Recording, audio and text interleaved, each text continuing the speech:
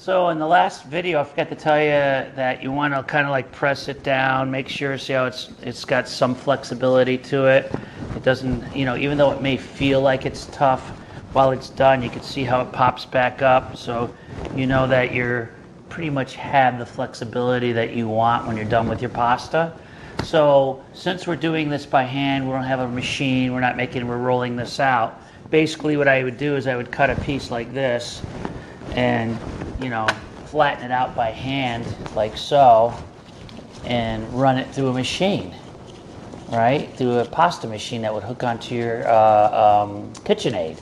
Generally speaking, all KitchenAids will handle a pasta machine if you pick it up for like 50 bucks, whatever. So I just took enough, the size of like a nice big filling, chocolate chip cookie or something like that, right? That you can see it. So I'm going to put the pasta back over here on the side.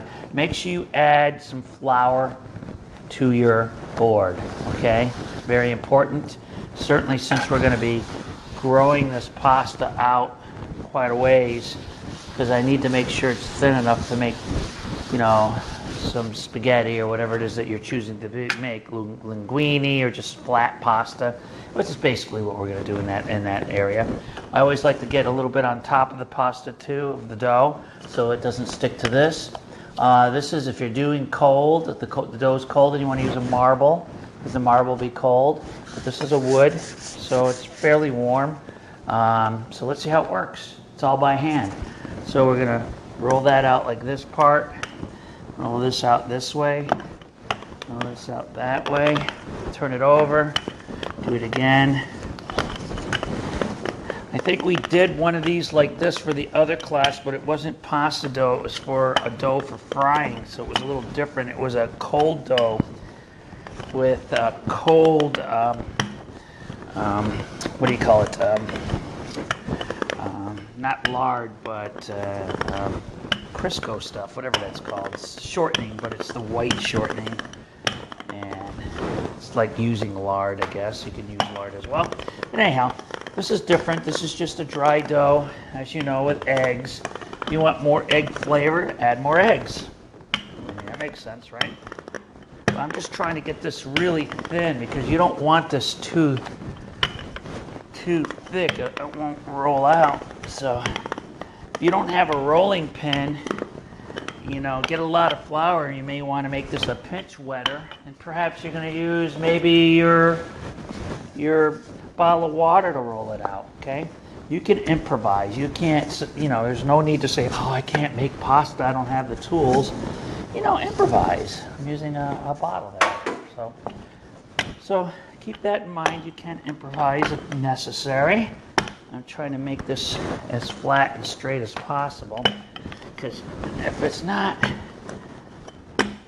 too thick, pasta really isn't a thick item, it's a thin item. So I'm trying my best to keep it as square as possible. I'm not doing too good of that, but look how nice and thin this is getting. See how that little piece I used, the size of a cookie, like a thick chocolate cookie or something like that you get at the bakery. Look at that. All right, good. From this point, what you're going to do, now that your pasta is ready, is what I like to do is I like to sprinkle a little of the semolina on there. And the reason why is it stops it from sticking. Certainly if your pasta is a little wet, just throw it in there so it doesn't stick. I have a tray here with some parchment paper, and I'll throw some semolina in there too. And that way it'll stop it from sticking. So let's just get a knife. It's really easy. Now you're ready to just cut some pasta. And all you have to do is just roll it. Just going to roll it. I got the semolina in there. Hopefully it doesn't stick. Right? I'm going to roll it. And I'm just going to do small pieces. I'm doing that. Just like if you're doing carrots or something, I've got my, thin pieces. Just trying to keep the same size. Whoops, went a little too big there. Oh well.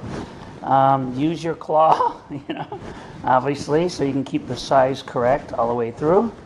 And then, then you're ready. See, look at that. Get it mixed in with, there you go. Look at that. You get your pasta ready. Check that out, huh? We're unraveling it. So you have to roll it like you would do like a jelly roll, I guess.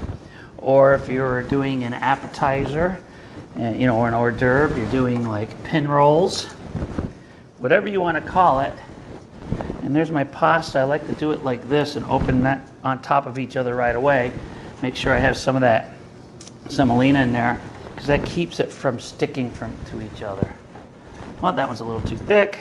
That's a large linguine, right? And they're not, you know, pasta's more circular as far as spaghetti is concerned. So this is more in your linguine or any type of flat pasta that you pride yourself on eating or cooking or making. And yeah, see, look at that. Pretty cool, huh? And then you're ready to cook it. Just boiling water. This will only take water that's hot, slight boil, simmer, 1 minute, 2 minutes. This is done.